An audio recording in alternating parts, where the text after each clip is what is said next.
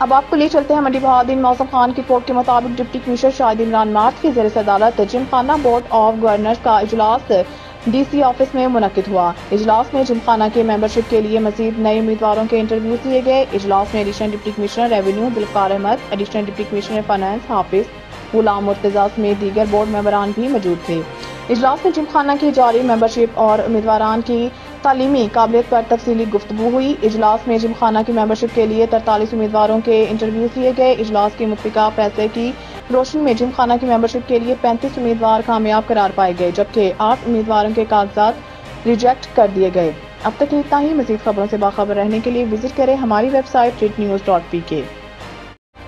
خبر شامل کرتے ہیں منڈی بہادین سے۔ اسٹاف رپورٹر ندیم اقبال کی رپورٹ کے مطابق additional I G Punjab head of traffic Punjab Mirza Farhan Baig اور regional police officer Tayyab Hafeez Cheema کے وژن کے مطابق ڈسٹرکٹ پولیس آفیسر منڈی بہادین احمد محی الدین کی ہدایت پر ڈسٹرکٹ ٹریفک آفیسر منڈی بہادین زبیر اختر نے ٹریفک پولیس منڈی بہادین اہلکاروں کے لیے سخت دھوپ، گرمی اور بارش سے محفوظ رہنے کے لیے بڑی بڑی چھتریوں کا انتظام کیا۔ ڈی ایس پی ٹریفک نے کہا کہ ٹریفک ملازمان شدید دھوپ اور گرمی میں نکل کر لوگوں کے سفر کو محفوظ بنانے کے لیے اپنی خدمات سر انجام دے رہے ہیں۔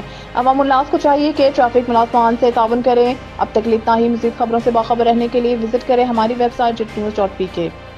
خبر شامل کرتے ہیں کھیوڑا سے۔ کھیوڑا تا پنڈ دادن خان جانے والے روڈ کا برا حال، روڈ بند، ٹریفک جام، عوام پریشان۔ نون لیگی ایم این اے، ایم پی اے اور سیاسی رہنماؤں کی نااہلی، کئی سال سے پانی کی نکاسی کا نظام درست نہ ہو سکا اور ڈوئل کیریج وے للہ تا جہلم بدحالی کا شکار، جگہ جگہ ٹریفک جام، عوام ذلیل و خوار ہو رہی ہے۔ گاڑیوں کا زمین میں دھنس جانا معمول بن چکا ہے اور ایمبولینس سروس بھی معطل، لیکن کسی بھی سیاسی رہنما کے منہ کا تالا نہ کھل سکا۔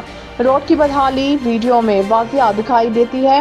ہم اے سی پی دادن خان اور ڈی سی او جہلم سے مطالبہ کرتے ہیں کہ برساتی نالے کے پانی کی نکاسی کا کوئی متبادل حل نکالا جائے۔ اس سے کئی غریب آدمی کے گھر بھی ڈوب جاتے ہیں اور زمینوں کو بھی نقصان پہنچتا ہے۔ اس کا فوری طور پر نوٹس لیا جائے اور نوٹس لینے کا مطالبہ۔